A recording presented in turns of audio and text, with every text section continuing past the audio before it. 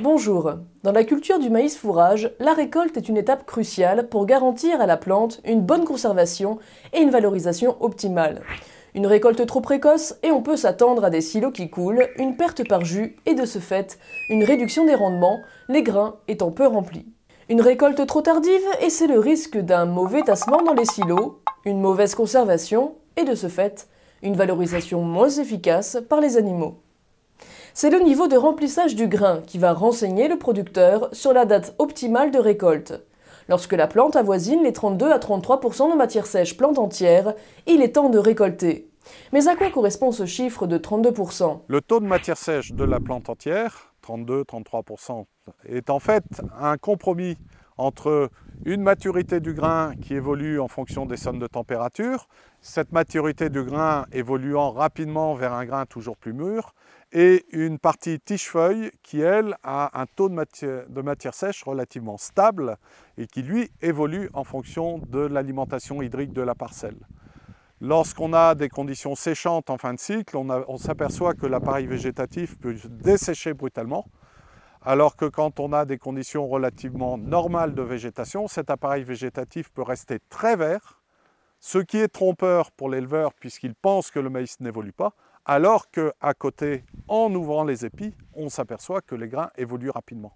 Lorsque la plante avoisine les 32 à 33% de matière sèche plante entière, il est cependant trop tard pour commander l'entreprise et mettre en œuvre le chantier de récolte. Il faut donc anticiper ce stade. Comment faire? Il suffit de se rendre dans les parcelles de maïs. En cassant plusieurs épis, on peut évaluer à l'œil nu le stade d'évolution du grain. Alors le fait d'ouvrir les épis permet de voir aussi le niveau de remplissage des épis. L'idée est d'avoir des épis avec le maximum de grains possible. Dans ce remplissage progressif, il y a un moment où la petite lentille vitreuse à l'extrémité du grain apparaît.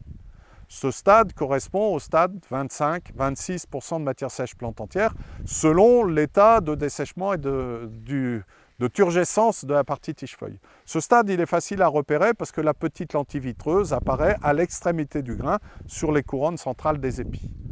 À partir du moment où l'éleveur a repéré ce stade, il sait que la plante est aux alentours de 26% de matière sèche plante entière. Il y a donc encore 6 à 7 points de matière sèche à gagner. Il faut 140 à 150 degrés base 6 pour atteindre le 32-33% de matière sèche plante entière. Suivant les régions, suivant les périodes où l'on est, c'est entre 12 et 18 jours de délai entre le stade 26% de matière sèche et le stade 32-33% de matière sèche plante entière. Découvrez ici quelques indications pour reconnaître les stades d'évolution du grain par simple observation. Après la floraison, le grain de maïs commence à se remplir avec de l'amidon laiteux. En l'écrasant entre les doigts, on peut facilement voir apparaître une goutte de lait. Cet amidon laiteux va progressivement passer au stade pâteux. On va observer un dégradé de couleur, du blanc vers le jaune. En pressant le grain, une goutte d'amidon laiteux s'extrait. À l'étape suivante, une lentille vitreuse va apparaître au sommet du grain.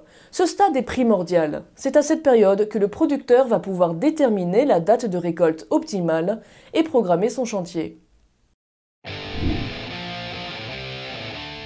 Lorsque la plante atteint les 32% environ de matière sèche plante entière, on peut observer sur la face où il n'y a pas le germe les 3 amidons, l'amidon laiteux, pâteux et vitreux. Ils sont répartis en 3 tiers. Ce stade de remplissage du grain correspond au début de la période optimale de récolte. Pour finir, on peut observer sur ce grain l'absence d'amidon laiteux. La période optimale de récolte est dépassée. Lors de la récolte, les grains sont à éclater. Certains agriculteurs recherchent une teneur en amidon relativement élevée parce qu'ils cherchent de l'énergie dans la plante et ils vont tirer vers 33-35% de matière sèche pour favoriser la place du grain.